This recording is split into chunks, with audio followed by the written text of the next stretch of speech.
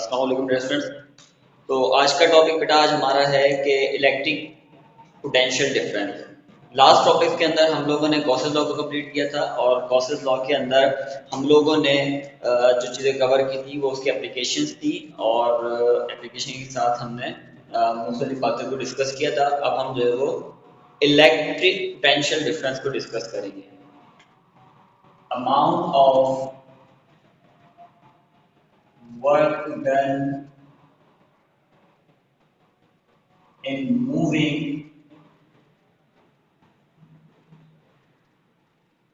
a unit positive charge from one point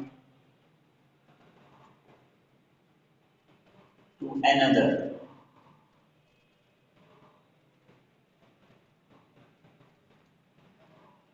is known as potential difference। देखिए हम लोगों ने जब इसमें इस टॉपिक में डिस्कस कर रहे हैं the amount of work done, हमें एक वर्क डन करना है अगेंस्ट द इलेक्ट्रिक फील्ड। जितना ज्यादा वर्क डन करेंगे हम इलेक्ट्रिक फील्ड के अगेंस्ट में उतना ही ज्यादा उस चार्ज के अंदर जो है वो ये कह लीजिए कि इलेक्ट्रिक पोटेंशियल स्टोर होना स्टार्ट होता है। सो हमें मालूम है कि हम एक इलेक्ट्रिक फील्ड की बात कर लेते हैं, ठीक है। ये हमारे पास एक इलेक्ट्रिक फील्ड है। अच्छा, इस इलेक्ट्रिक फील्ड के अंदर हम एक चार्ज को रख लेते हैं और ये एक चार्ज है आपका। इस चार्ज को हम कह रहे हैं क्यू नॉट, या ये पॉजिटिव चार्ज है। ये चार्ज आपका एक पॉजिटिव चार्ज है और इस चार्ज को हमने रखा हुआ है इलेक्ट्रिक फील्ड के अंदर और ये इलेक्ट्रिक फील्ड है और इस इलेक्ट्रिक फील्ड के अंदर हमने इसको ए पॉइंट पे रखा हुआ है। अब इस ए पॉइंट से आप मूव करवाकर बी पॉइंट की तरफ लेकर जाओगे। This is the B point. A point से बी की तरफ लेकर आओगे तो आपने क्या किया, देखिए ये मैं पहले भी अपने लेक्चर में बता चुका हूं कि जब आप किसी भी इलेक्ट्रिक फील्ड के अंदर आप चार्ज को रखते हो और अगर वो चार्ज पॉजिटिव चार्ज होता है, ये पॉजिटिव चार्ज क्या करता है, in the direction of electric field move करता है, डायरेक्शन के इलेक्ट्रिक फील्ड की डायरेक्शन के अंदर मूव करेगा। जबकि आप अगर इलेक्ट्रिक फील्ड के जो नेगेटिव चार्ज रखो तो वो इलेक्ट्रिक फील्ड की अगेंस्ट डायरेक्शन में मूव करने लगेगा। ये हम क्लास में डिस्कस कर चुके थे। तो यहाँ पर भी हमने एक पॉजिटिव चार्ज रखा और पॉजिटिव चार्ज क्योंकि in the direction of electric field move करता है तो पॉजिटिव चार्ज खुद जो है वो इलेक्ट्रिक फील्ड की डायरेक्शन में मूव करेगा। लेकिन हमने इस पर वर्क डन किया और वर्क डन लेकर हम इसको यहाँ से ए पॉइंट से ड्रैग करके कहाँ ले गए, बी पॉइंट पर। जब ए पॉइंट से बी पॉइंट पर इसको लेकर जाएंगे तो फिर हमने इसको यहाँ पर ले जाने के लिए कुछ काम करना पड़ेगा, खुद तो नहीं जाएगा, हमें कुछ इस पर काम करना पड़ेगा, कुछ वर्क डन करना पड़ेगा, तब जाके चार्ज अपनी जगह से मूव होकर एक जगह से दूसरी जगह पर पहुंच सके। तो we have to do some work. तो हम यहाँ पर कुछ वर्क करेंगे, दैट इज W।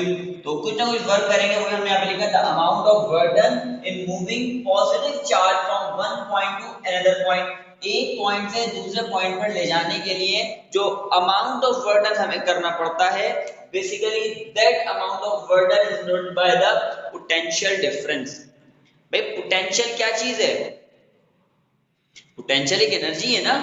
हम जैसे अगर मैं आपको बात करूं ग्रेविटेशनल पोटेंशियल एनर्जी की, तो ग्रेविटेशनल पोटेंशियल एनर्जी में ऐसा क्या होता है, हम अगर किसी एक ऑब्जेक्ट की मार्कर की बात करें तो इस मार्कर को मैं यहाँ पे जमीन पे रखता हूँ, ड्रॉप करता हूँ, तो इस वक्त जमीन के ऊपर किसी सरफेस के ऊपर इसकी एनर्जी कितनी है, 0, और अर्थ को नीचे ही खींचने की कोशिश करेगी।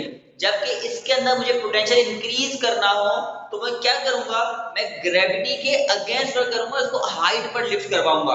तो मैं इस ऑब्जेक्ट को जैसे जैसे हाइट पर लिफ्ट करवाता जाऊंगा, अगेंस्ट द ग्रेविटी लेकर जाता जाऊंगा, उतना ही ज्यादा इसके अंदर पोटेंशियल स्टोर्ड होगा। तो मैंने क्या किया, मैंने वर्क किया, इस मार्बल को लिफ्ट करने में कुछ वर्क करना पड़ेगा ना, मैंने कुछ वर्क किया, किसके अगेंस्ट वर्क किया, ग्रेविटेशनल फील्ड के अगेंस्ट वर्क किया, इसीलिए इस मार्कर के अंदर ग्रेविटेशनल पोटेंशियल एनर्जी स्टोर्ड हो गई। इसी तरीके से मुझे यहाँ पर चार्ज को मूव करवाने में वर्क डन करना है, तो work done against the field करवाऊंगा। कौन सी फील्ड? इलेक्ट्रिक फील्ड के अगेंस्ट वर्क करवाना है। जब इलेक्ट्रिक फील्ड के अगेंस्ट वर्क करवाऊंगा, इलेक्ट्रिक पोटेंशियल एनर्जी को स्टोर्ड हो जाएगी। तो इस पॉइंट पर अगर हम बात करें कि हमने कितना वर्क किया, तो हम कह सकते हैं कि क्यू नॉट चार्ज को मूव करने के लिए जो मैंने काम किया, जो मैंने वर्क किया, वो कितना किया? वर्क डन W के बराबर किया। अगर यही मैं बात करूं कि work done to move 1 coulomb charge,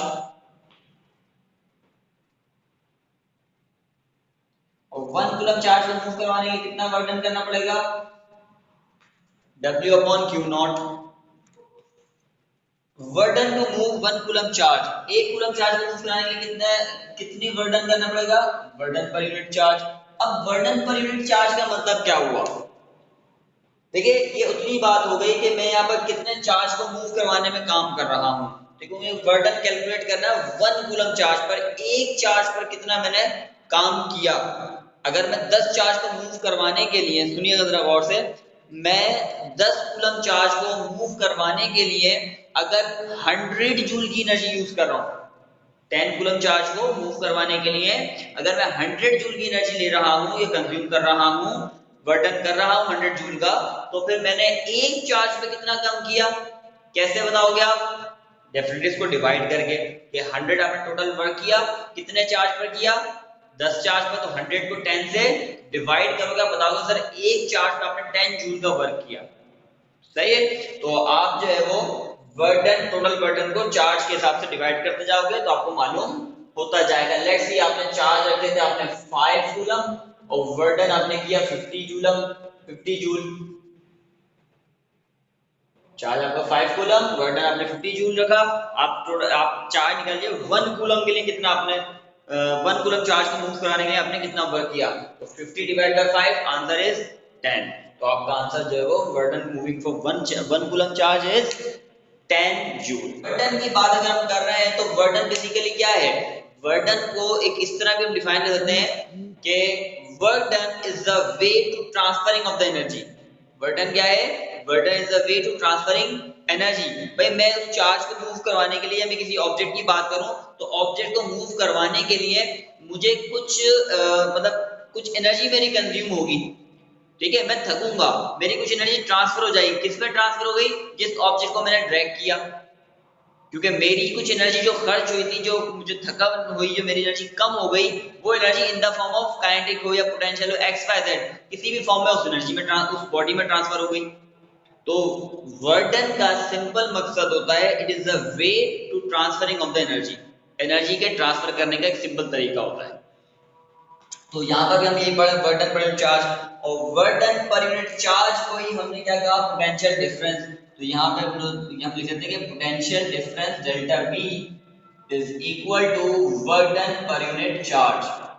per unit charge work done करोगे तो वो पोटेंशियल डिफरेंस के बराबर होगा। द डिफरेंस या potential of the body at A is VA। A point पे पोटेंशियल होगा बॉडी का, क्या होगा? VA। B पॉइंट पे पोटेंशियल होगा बॉडी का, वो क्या होगा? VB।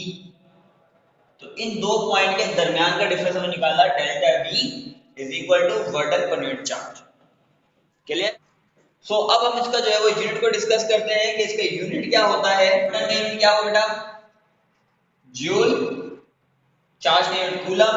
जूल पर coulomb is equal two volt. Joule पर coulomb is equal two volt. ये यूनिट होगा वोल्ट के बराबर। और वोल्ट जो नेम है, ये ऐसा यूनिट पर एक साइंटिस्ट थे वोल्टा, जिनके नाम पर बैटरी भी रखी गई, जिन्होंने बैटरी इन्वेंट की थी। बैटरी की कंपनी ना, वोल्टा कंपनी, आपने सुनी होगी। और क्यों वोल्टा कंपनी के नाम पर? ये एक साइंटिस्ट है वोल्टा, जिन्होंने बैटरी बनाई थी। बैटरी को सबसे पहले इन्होंने ही बनाया था, वोल्टा ने। तो उन्हीं के नाम पर वोल्ट का यूनिट रखा गया। ठीक है, तो बेटा कुछ फैक्टर्स भी हम मेंशन कर लेते हैं यहाँ पर कि जिनके ऊपर जो है वो पोटेंशियल डिपेंड करेगा। पोटेंशियल डिपेंड जो है वो potential depend upon the work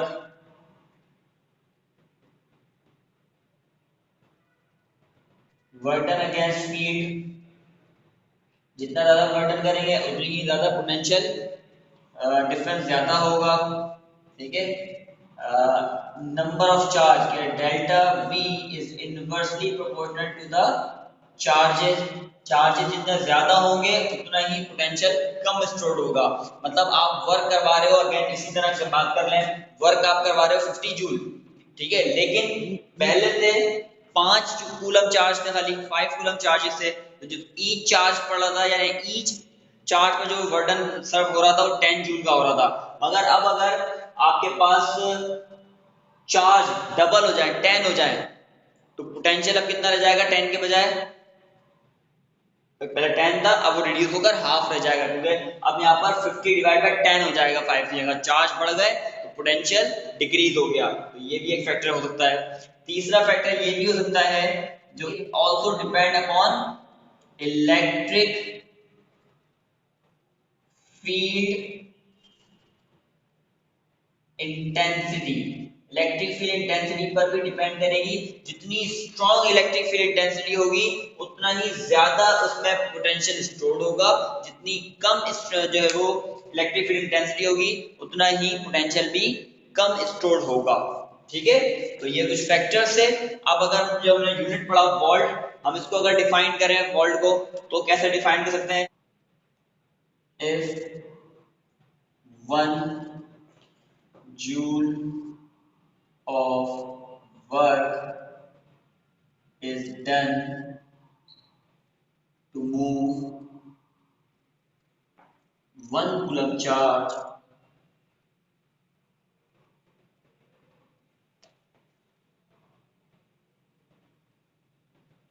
from one point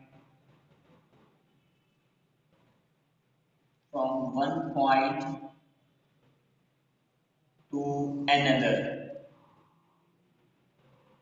is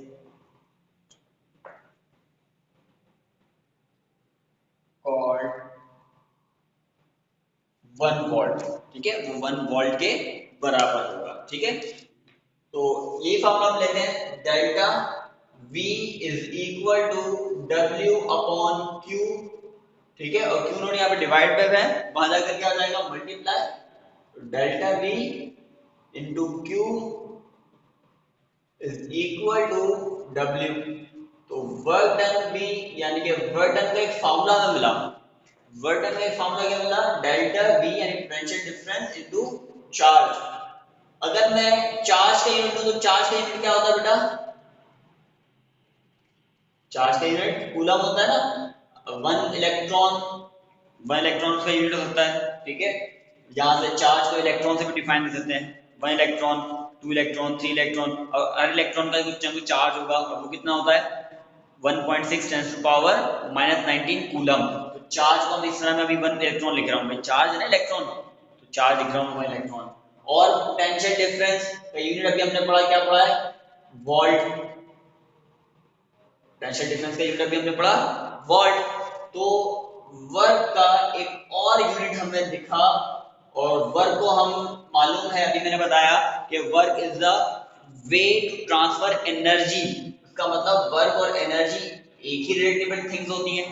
तो हम वर्क क्या है या एनर्जी क्या है, बात एक ही है। हमें एनर्जी का या वर्क का एक और यूनिट पता लगा जिसको हम कहते हैं इलेक्ट्रॉन वोल्ट।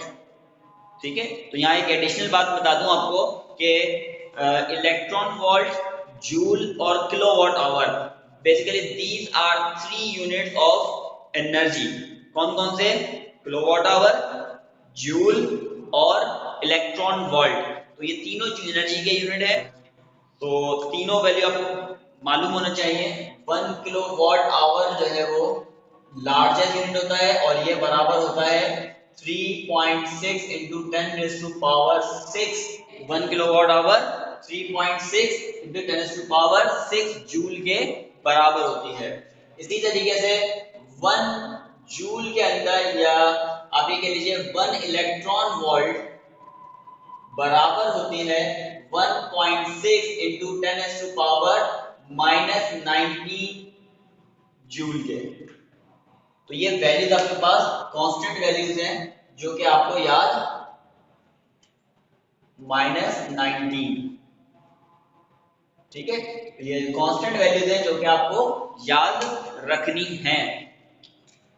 अच्छा जी, तो नेक्स्ट हम आगे चलते हैं इलेक्ट्रॉन वोल्ट के बाद। अब हम डिस्कस करते हैं नेक्स्ट आपका एब्सोल्यूट इलेक्ट्रिकल पोटेंशियल।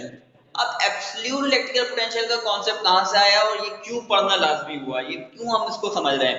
देखिए जरा, अभी जो हमने इलेक्ट्रिकल पोटेंशियल पढ़ा था उसमें इलेक्ट्रिक फील्ड थी और इसमें हम ए पॉइंट से बी पॉइंट तक एक चार्ज को मूव कर रहे थे, जिसका फार्मूला हमने ये पढ़ा। अगर मैं इस फार्मूले को थोड़ा ओपन करके लिखूं तो आप जरा गौर से देखिएगा, डेल्टा है ना, डेल्टा का मतलब क्या होता है? चेंज, चेंज, और चेंज का मतलब फाइनल माइनस इनिशियल। फाइनल क्या था? ए से बी पर लाए थे ना, ए से बी पर लाए थे, तो ये वी बी माइनस वी ए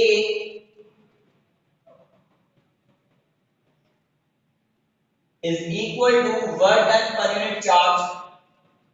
यही कुछ पढ़ा भी आपने, डेल्टा वी का मतलब चेंज, यही आपने कहा change, V B minus V A is equal to W upon Q. तो यहां पर अगर जरा गौर से देखें इस फॉर्मूले को और इस जो मैं समझाया अभी तक आपको, क्या यहां पर आपको एक पॉइंट का, एक पर्टिकुलर पॉइंट का पोटेंशियल मिल रहा है या पर्टिकुलर पॉइंट की एनर्जी मिल रही है या दो पॉइंट के दरमियान का डिफरेंस मिल रहा है? देखिए जरा गौर से, ऑब्वियसली आप यही कहेंगे कि सर दो पॉइंट के दरमियान का डिफरेंस मिल रहा है, एग्जैक्टली एक की वैल्यू नहीं मिल रही। देखिए जरा मामला में, क्या आप बता सकते हो कि भाई वी बी पे पोटेंशियल क्या है या वी ए पे पोटेंशियल क्या है? जैसे कि हम मार्केट में कुछ चीज को कोई कुछ सामान खरीदने गए, कुछ चीज परचेज करने का, ठीक है, और हमने जो है वो दो चीजें हमने ले ली, ठीक है, दो ऑब्जेक्ट हमने ले लिए और अलग अलग चीजें, लेट्स से के हमने एक ले लिया मोबाइल फोन, ठीक है, और एक ले लिया हमने जो है वो थोड़ा सा अच्छी बेहतर क्वालिटी का एक और मोबाइल फोन। देखिए दो मोबाइल फोन हमने लिए, ठीक है, दो अलग अलग मॉडल के। अच्छा, दो अलग अलग मॉडल के मोबाइल फोन हमने लिए, दोनों में डिफरेंस है 10,000 का। दोनों मोबाइल फोन के कितना डिफरेंस है? 10,000 का। मैं आपसे आके कहूँ यार मैंने दो मोबाइल देखे थे और दो मोबाइल फोन मैंने देख तो लिए, मगर दोनों में डिफरेंस जो है सिर्फ 10,000 का फर्क था। मेरे पास 10,000 और होते तो मैं जो है वो मोबाइल ले लेता अच्छा मॉडल का। तो आप बोलते यार अच्छा चलो, तो क्या आप इसमें से ये बता सकते थे कि जो पहला मैंने मोबाइल देखा था वो कितने वाला था, क्या प्राइस थी उसकी? तो पहले जो मैंने मोबाइल देखा था वो उसकी प्राइस क्या थी और जो मैंने बाद में प्राइस देखा उसकी प्राइस क्या थी? क्या बता सकते हो? नहीं। सिमिलरली यहां पर जो हमने फाइंड किया इस फॉर्मूले से, वो हमने डायरेक्ट डिफरेंस फाइंड किया है। वो कैसे फाइंड किया? वर्क डन करके चार्ज पर। इंडिविजुअल का वैल्यू नहीं पता लग सकी हमें, तो वी ए वी बी और वी ए का आपको पोटेंशियल मालूम नहीं हो सकता। तो एब्सोल्यूट पोटेंशियल हमने इसलिए किया कि यहाँ पे जरा देखिएगा, इस ए पॉइंट को मैं क्या करूं, ए पॉइंट को ले जाऊं बहुत दूर, बहुत दूर। ए पॉइंट को यहां से हटा दूं और इस ए पॉइंट को कहां ले जाऊं मैं? यहां पर। कितनी दूर? बहुत दूर। अब ये बहुत दूर का मतलब क्या है? ये इलेक्ट्रिक फील्ड से भी मैं बाहर ले गया, बहुत दूर ले गया। बहुत दूर को हम क्या कहते हैं मोस्टली? इन्फिनिटी। क्या कहते हैं? इन्फिनिटी। तो ए पॉइंट आपका कहां चला गया? At infinity. और इन्फिनिटी पे पोटेंशियल कितना होगा? Potential at infinity is equal to zero. Zero कैसे? अब जरा सुनिएगा। देखें, मैंने आपसे कहा, आपको सर ये कैसी बात हो गई? मैंने आपसे कहा कि बेटा मैं इस मार्कर जमीन पे रखा हुआ था, इस वक्त इसमें कोई पोटेंशियल नहीं था, जीरो था, मैं इसको हाइट पर लेके जा रहा हूँ, फील्ड के अगेंस्ट लेके जा रहा हूँ, ठीक है, फील्ड के अगेंस्ट लेके जाते जाते जाते जाते मैं इतना दूर ले गया इस मार्कर को, ग्रेविटी बढ़ी, सॉरी पोटेंशियल बढ़ा इसका, ग्रेविटेशन पोटेंशियल आपको होगा सर बिल्कुल बढ़ा, मगर मैं इसको इतना ऊपर ले गया कि ये स्पेस में ले गया। अर्थ की जो फील्ड थी ग्रेविटेशनल फील्ड उससे ही बाहर ले गया, तो क्या अर्थ की पोटेंशियल मुझ पे रही? ग्रेविटेशनल पोटेंशियल होगा वहां पे? नहीं होगा, ठीक है, क्योंकि मैं इसकी फील्ड से ही बाहर चला गया। तो यही काम यहाँ पर भी किया कि ये जो एक पॉइंट हमने लिया ना, ये लिया है बहुत दूर, यानी कि इन्फिनिटी। अब इससे जरा डिफरेंस समझिएगा, तो एब्सोल्यूट पोटेंशियल क्या होगा, इसका डेफिनेशन जो होगी कि वही सेम रहेगी जो हमने पहले पढ़ी थी। द अमाउंट ऑफ के amount of work done, work done करना क्या है उस पॉइंट गिवन यूनिट चार्ज पर, कहां से? इन्फिनिटी से किसी पॉइंट पर, इन्फिनिटी से उठाकर इस पॉइंट पर मैं लेके जा रहा हूं, तो इन्फिनिटी पर हमारा पोटेंशियल क्या हो गया? जीरो। जरा देखिएगा, वी बी तो था, मगर वी ए क्या हो गया? Zero is equal to W upon Q, ठीक है। और वी ए जो जीरो था, वी बी में से अगर मैं जीरो को माइनस कर दूं, ये हो गया माइनस, क्या वी बी पर कोई वैल्यू बची? सिर्फ वी बी बचेगा। तो यहां पर आपके पास क्या बना? V B potential at point B is equal to work done per unit charge. अब जरा इसको गौर से देखिए, अब मुझे बताइए यहां पर जो पोटेंशियल आपको मिल रहा है, ये पोटेंशियल एक पर्टिकुलर पॉइंट बी का पोटेंशियल है, ये दो पॉइंट के दरमियान डिफरेंस है। एब्सोल्यूट की ये पूरी सिचुएशन मैंने आपको इसलिए बताई, एब्सोल्यूट इलेक्ट्रिकल पोटेंशियल हम पढ़ते ही इसीलिए हैं कि यहाँ पर जो पोटेंशियल आपको मालूम होता है वो एक पर्टिकुलर पॉइंट का मालूम होता है, ठीक है, क्योंकि एब्सोल्यूट एट इंफिनिटी क्या होगा? जीरो। तो यहाँ पर आपका फॉर्मूला होना है Vb is equal to work done per unit charge, this is the formula for at a single potential at a single point, ठीक है। तो याद रखिएगा, एब्सोल्यूट इलेक्ट्रिकल पोटेंशियल हम यूज ही तभी करते हैं to finding the electrical potential at single या एट पर्टिकुलर पॉइंट, ठीक है। अच्छा, यहाँ पर हम डेरिवेशन नहीं कर रहे, वो आप अपने नॉर्मल सिलेबस जब पढ़ते हैं तो डेरिवेशन करते हैं बहुत लेंथी सी, तो वहां पर आपको इसी तरह का फॉर्मूला बनता है। तो voltage at many point, voltage आ गया इज इक्वल टू, एक पूरा फॉर्मूला बनता है के क्यू अपॉन आर, ठीक है, आर स्क्वायर नहीं है यहाँ पर, यहाँ सिर्फ आर है। ये पूरी डेरिवेशन करने के बाद एक फॉर्मूला बनता है, और ये फॉर्मूला डेरिवेशन करने के बाद जो बनेगा उसको भी हम कल मैं डिफाइन कर दूंगा, जब रिलेशन हम पढ़ेंगे ना, relation between electric potential energy and potential difference, तो वहां पर से भी ये फॉर्मूला आसानी से बनाते हैं, वहां पर भी इसको मजीद डिफाइन कर देंगे। तो आपका जो है वो फॉर्मूला बनेगा K Q upon R square, next में V is equal to K की वैल्यू क्या होगी बेटा? 1/4 pi epsilon naught into Q upon R। तो ये आपका जो है वो फॉर्मूला बनेगा, this is the formula for electrical potential energy.